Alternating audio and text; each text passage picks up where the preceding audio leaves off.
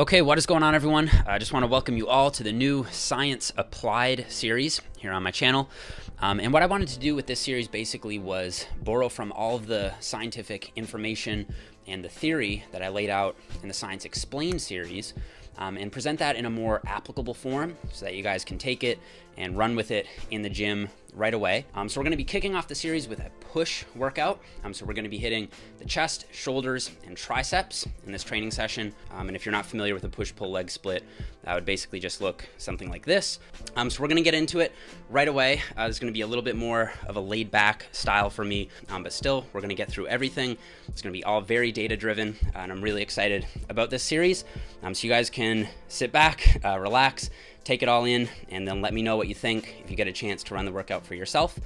So let's dig right in with this push workout. Okay guys, so we're kicking it off with the bench press, and I think that if you are able to safely bench press, then you should.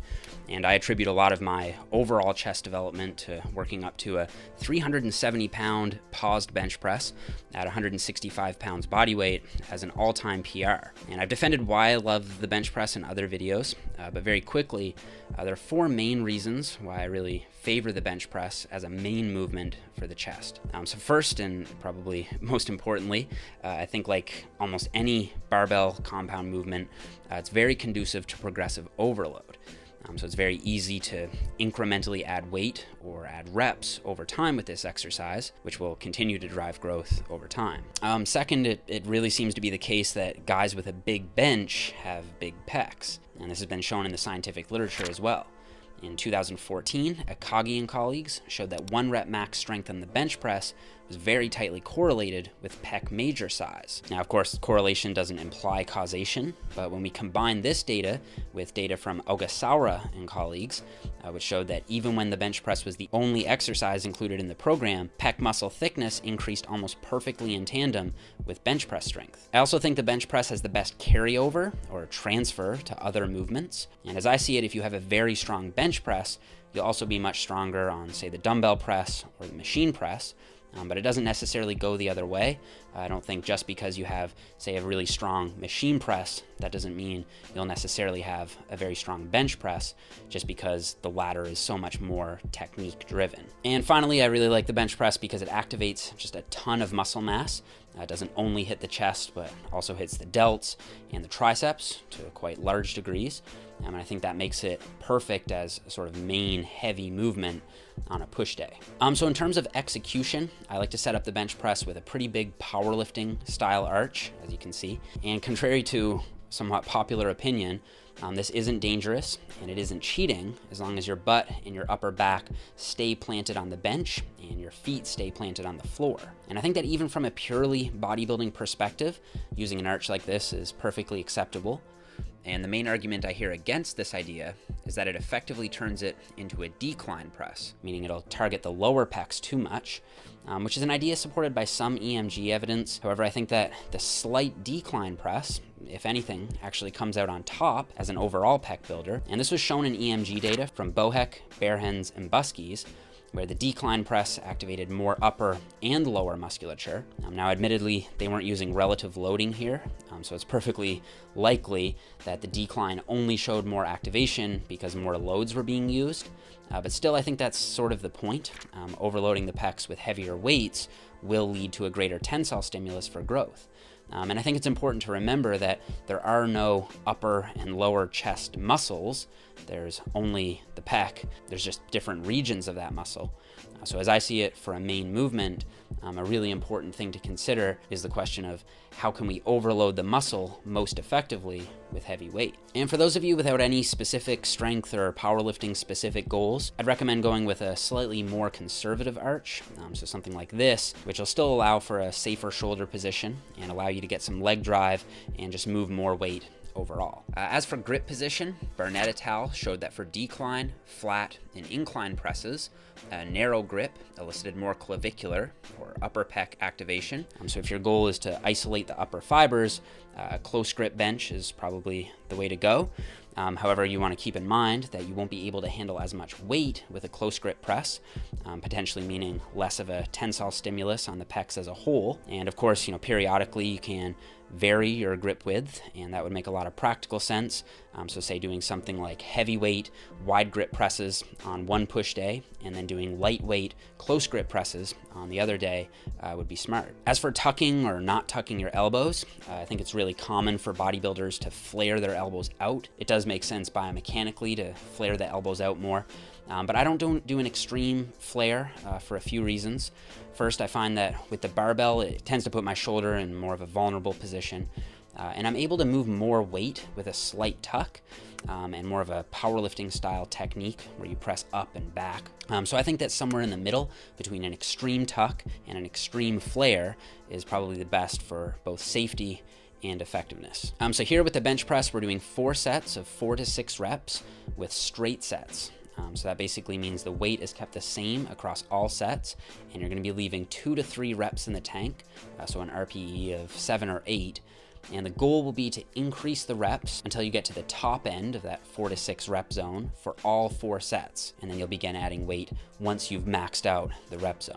And it's a good idea to use a spotter if you can, so that you're not scared to push yourself with heavier and heavier weights while maintaining good form, of course. Okay, so up next is the incline cable fly.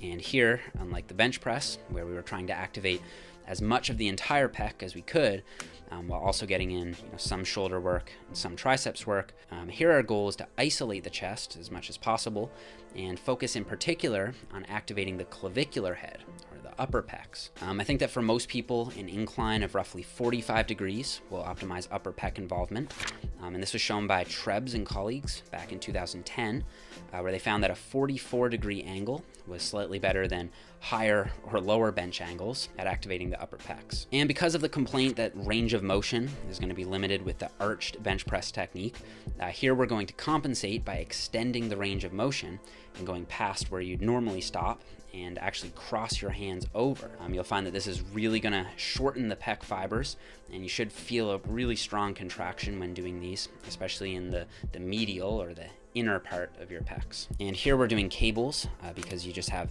a much more consistent tension on the pecs, much more than you would say with a dumbbell, where the circular resistance path is going to cause peak tension to occur at the bottom, which is great for stretching the pecs, but has virtually no tension at the top of the range of motion.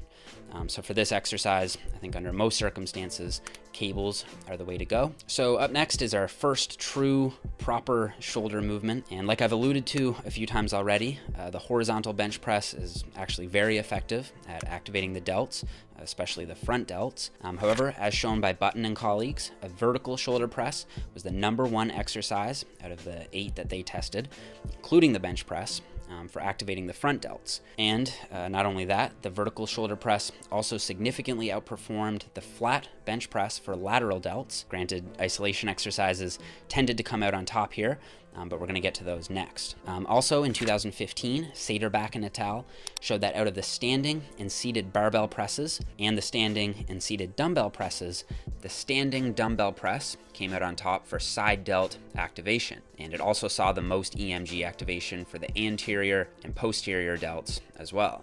So even though I wouldn't necessarily say this variation is always better, for one thing, you definitely won't be able to go as heavy, but given that we already have our heavy press for the day taken care of with the bench press, I think it makes sense to go with a press that will optimize activation while increasing involvement of the side delts with this movement. And speaking of side delts, up next was the Egyptian lateral raise. So here we're leaning away into the direction of the raise, which is based on some evidence from McMahon and colleagues back in 1995, which suggested that the side deltoid becomes more involved as you near the top end of the range of motion, whereas the rotator cuff tends to do more work near the bottom end of the range. So by leaning away, you basically put the arm at about 15 to 30 degrees of abduction from the very beginning, taking further emphasis away from the rotator cuff and onto the side delt. And doing these between the legs is actually pretty helpful because it allows you to perform the motion almost entirely in the scapular plane, meaning the line of pull will be directly in line with the orientation of the side delt fibers,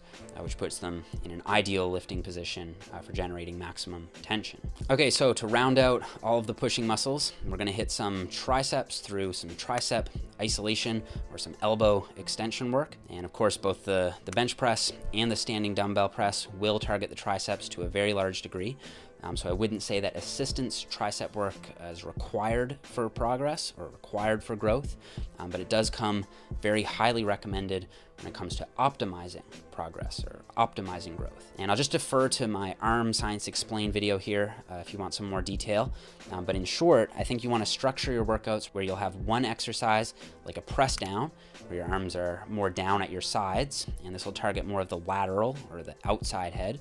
And you want to have one movement where your arms are more up overhead to target more of the long or the inner head of the triceps. And for this workout, you can just pick one of these two movements, and then in your other weekly push workout, you can do the other one. Or if you find your triceps are really lagging, then you can do both of them in the same workout just to get your triceps volume for the week a little bit higher. For these movements, we're doing 4 sets of 12 to 15 reps. And then finally, to finish things off, we're going to be doing 2 sets of a 60-second flat dumbbell hold using roughly 40% of your typical working weight, say for a set of 4 to 6. And this is a technique included in my chest hypertrophy program. But the basic idea here is to combine both a high degree of metabolic stress through the long set duration with also a very high degree of stretch at the bottom at the same time. And while experts disagree about their respective roles in terms of hypertrophy, I think that both stretch and stress occupy some piece of the whole puzzle. And this movement also allows for a sort of novel means of applying progressive overload. So rather than focusing on increasing the reps or increasing the weight, here we're going to be focusing on increasing time under tension from week to week. So if in week 1 you do a 60-second hold, the next week you'll try to add, say, 5 or 10 seconds with the same weight. And finally, to finish out the workout, you can optionally add in 3 sets of 20 reps on face pulls. And while this wouldn't strictly classify as a push movement, I do like to include it just to help with some postural support and to prevent overdevelopment of the anterior musculature. And just